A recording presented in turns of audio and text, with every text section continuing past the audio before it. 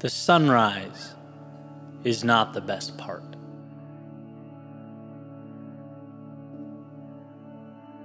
I want to explain something I've tried to articulate over the years, but at least in my mind, have never quite captured how I feel or what I mean. Because I think it's important. Now, a tad trivial, or could be seen that way. In fact, I picture one of those memes where the top says nobody, and the bottom would say Eddie screaming about the sunrise for 10 years. Whereas a buddy of mine recently said, a bird flies over my right shoulder and I want to go home and write a novel about it.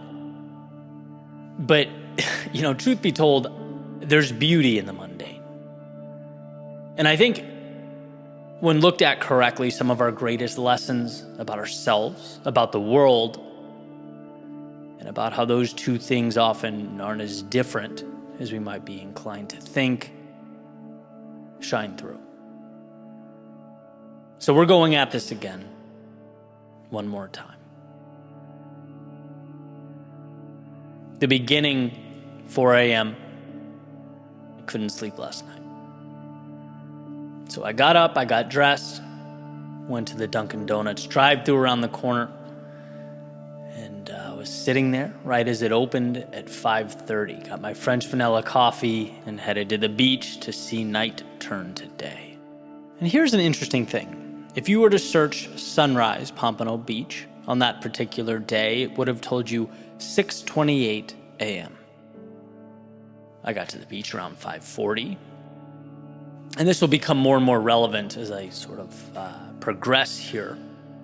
But when I arrived, it was dark. There was not a soul outside, except for a man with a dog, who for some reason warned me that he had a dog, and another man twirling around a glow stick. Listen, Florida's the best place I've ever lived by far, but it keeps you on your toes, man. So I walked by them and found a spot by the water. I sat down, and it was truly theatrical. It's almost hard to find the words for the South Florida sky in the morning as night turns to day. Right? And as I'm sitting there looking out over the Atlantic, you can see right where the ocean and sky touch these little patches of teal and orange and pink that start to slowly break up the darkness. Almost like someone's dipping their brush in paint and just flicking it at a canvas. Random assortments of colors. And it's very interesting because it happens subtly and somehow all at the same time. Piece by piece, these little neon strips start making their way over the horizon. I just sat back with my coffee and I watched the world around me come to life.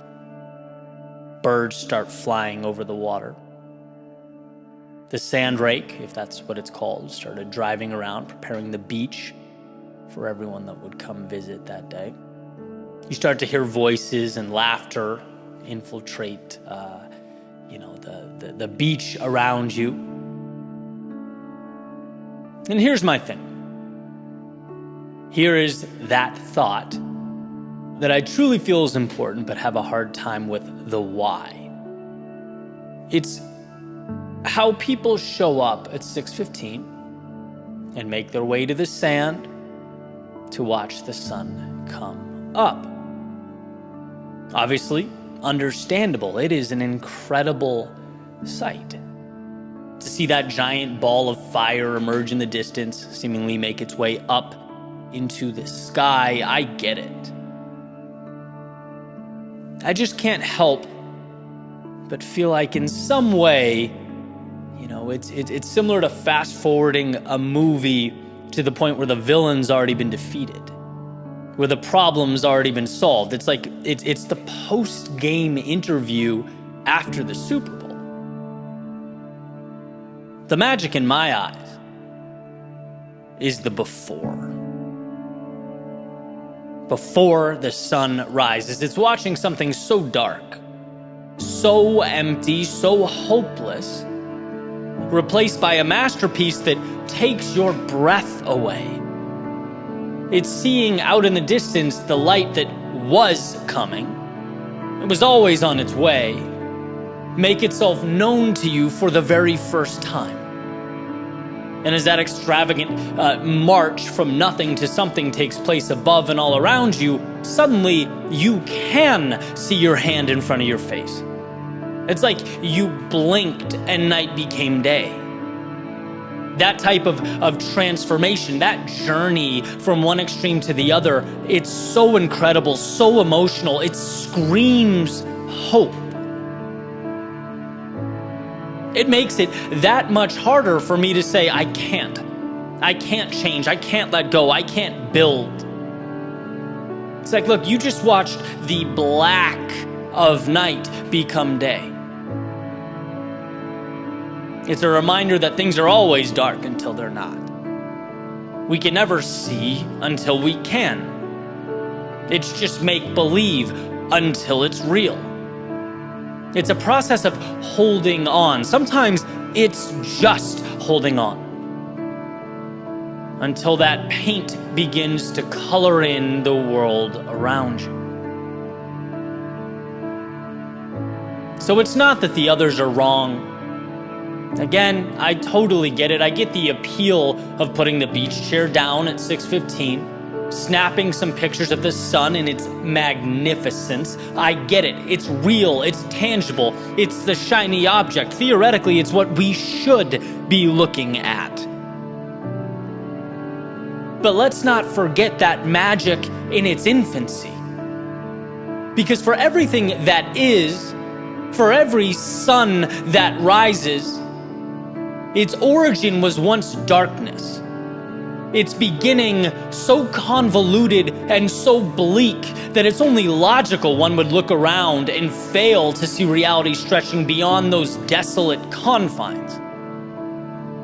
The world seems to like pointing out the shiny things and the obvious spectacles. But if you ask me, the power precedes that sun rising. The power is navigating through nothing, knowing that things will not only be different, but that a light show is soon to emerge. That the line between possible and impossible, between heaven and hell, is showing up. It's settling in and hanging on as the darkness fades and gives way to morning. It certainly reminds me to hold on. It reminds me that amidst every storm, I'm living moments that, when zoomed out, comprise the masterpiece. It reminds me to hold on, to find color, to see the beauty, to appreciate the journey, because the sunrise is not the best part.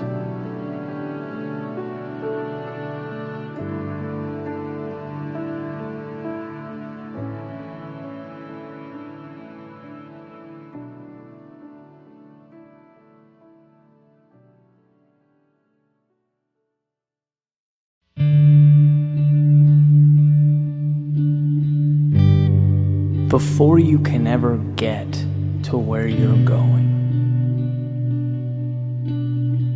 you have to decide to begin. You have to acknowledge that what you're chasing means more to you than what you are leaving behind.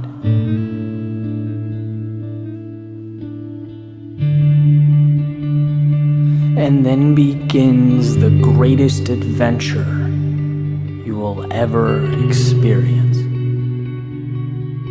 Knowing that you have turned someday into right now. That the road beneath you is waving you on, the wind at your back, it pushes you forward. There are no guarantees in life, but that just might be what makes it so incredible. You'll only go as far as you allow your imagination to take you. whether it's the end of your driveway or where the sun and the ocean intersect.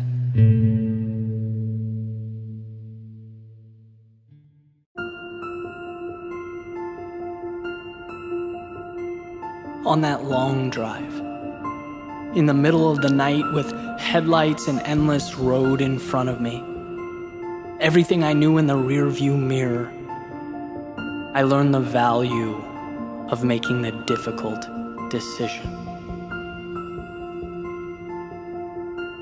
During the times of disappointment, being let down by the ones I counted on, I believed in, I learned the importance of loyalty, the power of being there for those who mean the most to you.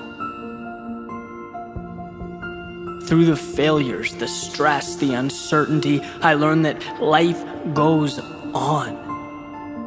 That when you allow yourself to fall, you build an immunity to the fear associated with hitting the ground. You get back up stronger. Through the heartbreak, the loss, the pain, I learned to appreciate every moment. To look around and not take any of this for granted.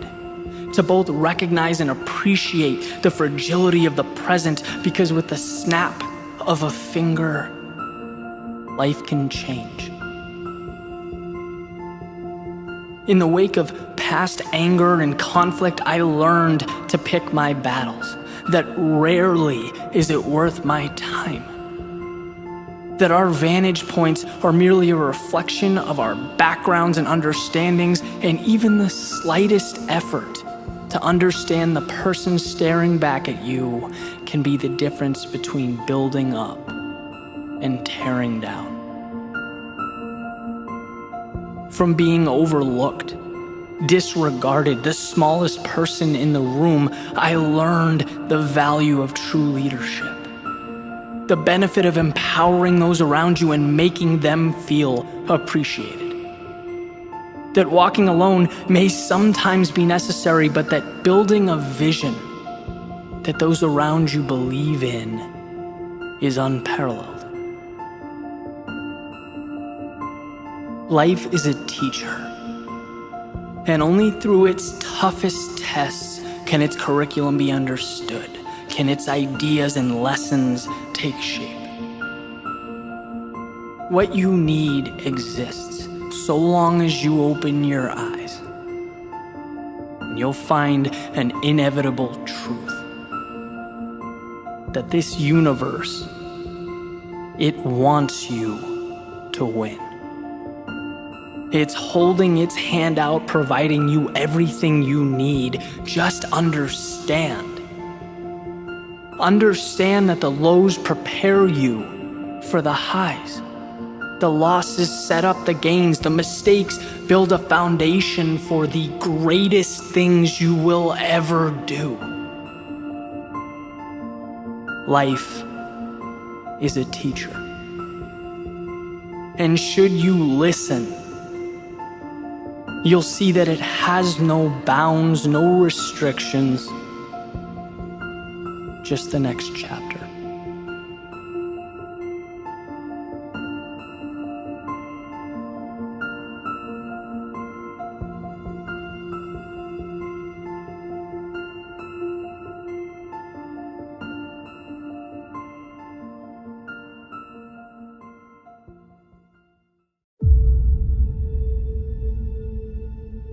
Life is the manifestation of stories.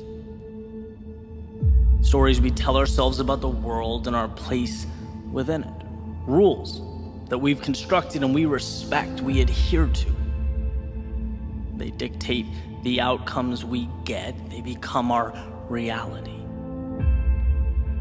Because to establish a parameter means at some point there's a line that we don't cross, right? And there are obvious lines that we point to and we say no thanks. For example, our values, right? I won't do X because, well, it will hurt someone I love.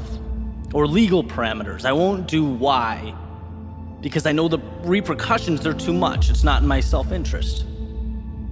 And these are obvious, these are talked about, we're aware of these stopping points.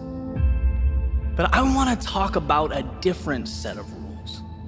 The stories we're writing without realizing we're doing it. How we think we're running a sprint, but have no idea that there's heavy weight on our shoulders holding us down, and you can't take that weight off if you don't know it's there.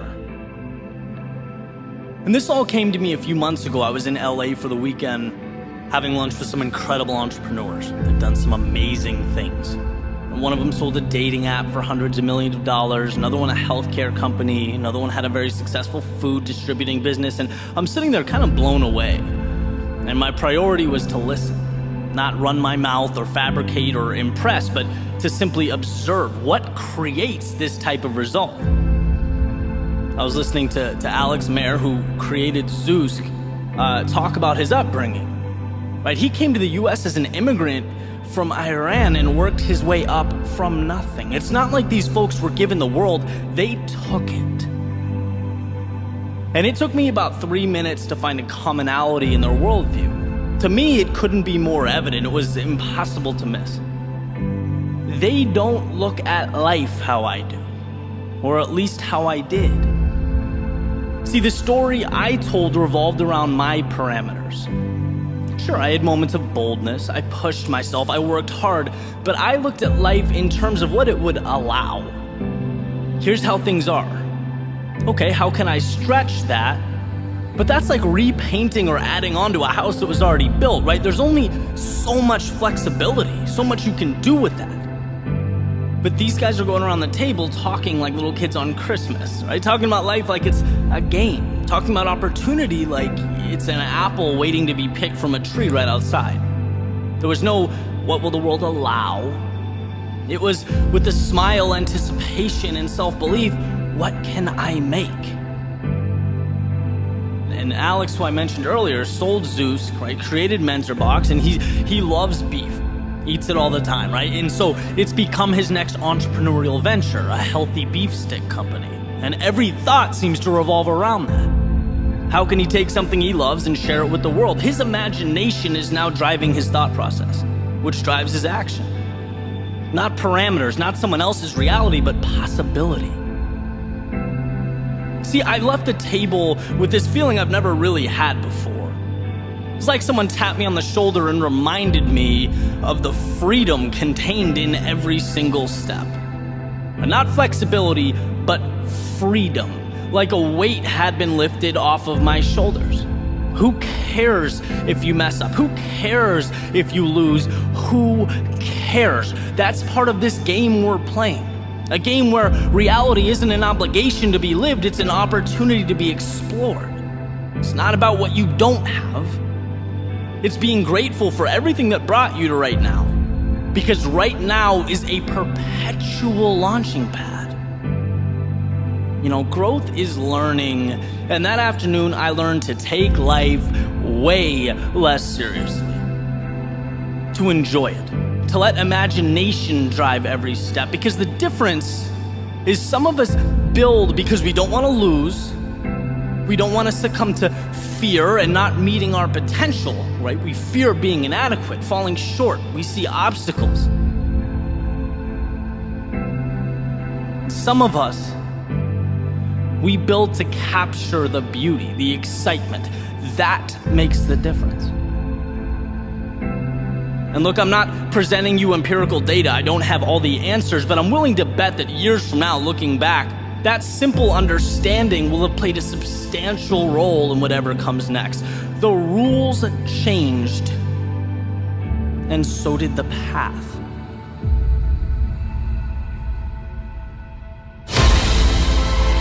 Let's not become so focused on each footstep that we lose sight of where they're collectively taking us. What are you building? Why are you here? To play by someone else's rules, or to transform yourself and by default the world around you? See, reality is fluid, it's malleable, and the beauty is in that process of creating. A ship leaving the harbor has infinite possibility. unlimited potential, and that gives it its power. There's no right turn or wrong turn. The only way to lose is to stand still, to think that horizon in the distance is too far or not for you. See, a harbor is not a stopping point, it's a beginning.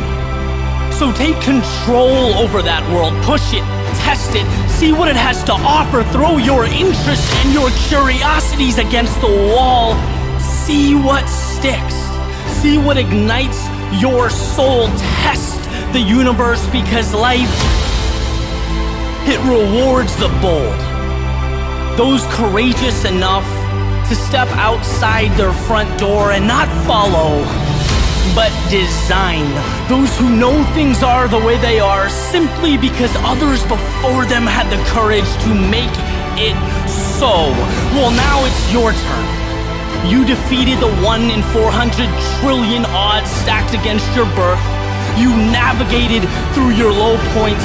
You've done enough to get to this very moment, this instant, where the mistakes that brought you here will become the wisdom that leads you forward, that takes you to places you never thought possible. And where exactly that is entirely up to you.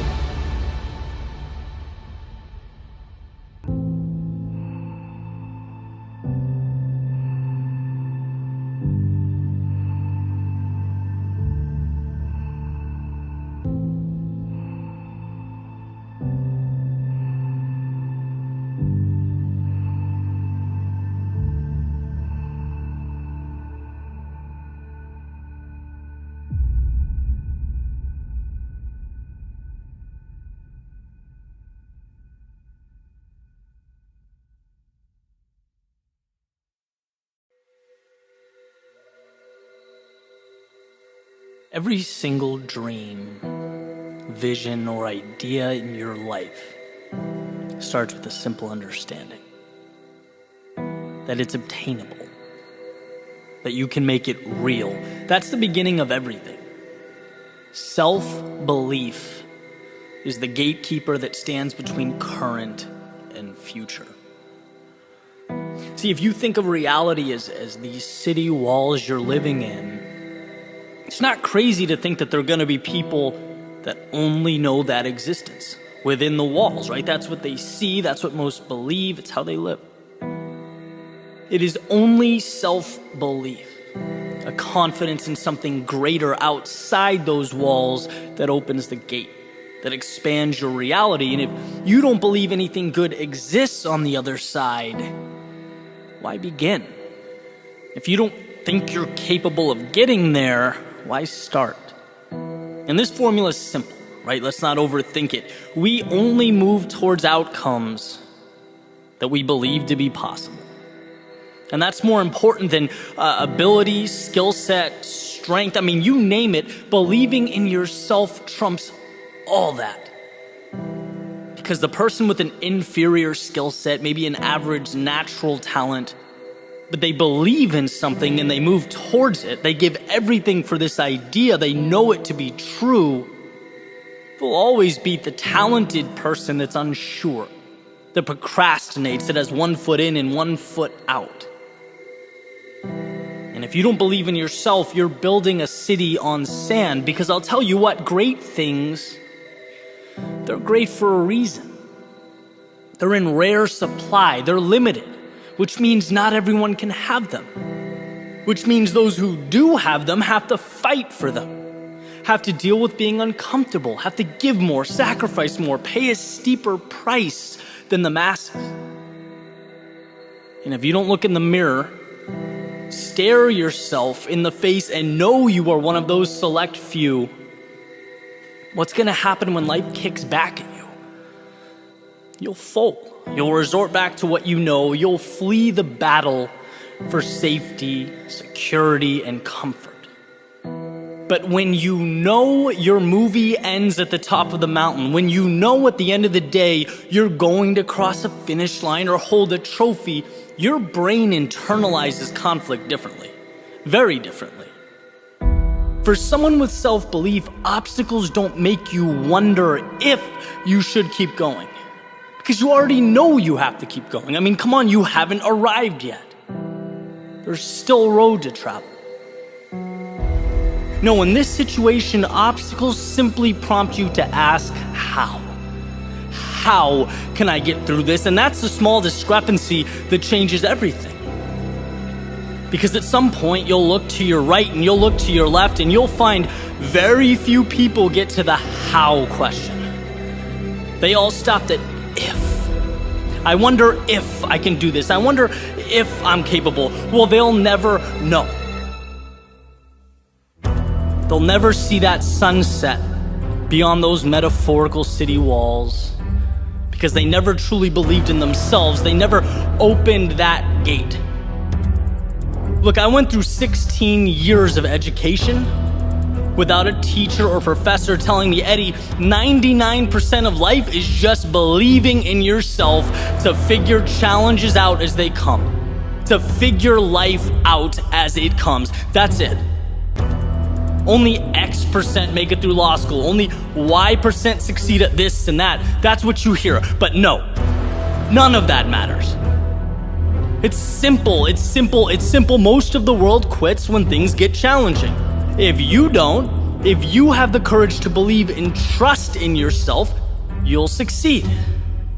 Why? Because you won't stop until you find a way. That's the power of self-belief. It's not quantum physics. It's not complex. You know, at one point, I didn't think I could make a living outside of a cubicle or office building. Then I saw others do it. And for the first time in my life, I believed it was possible. I changed my actions to support my beliefs, and here we are. At one point, I didn't think certain financial goals were reality. I didn't know about a free, flexible lifestyle. I wasn't aware of the type of relationships that would change my life. Why? Because they existed outside those city walls. I didn't believe they were real. I didn't believe in myself to create them, to make them in my own life. But with the change in belief comes a change in reality.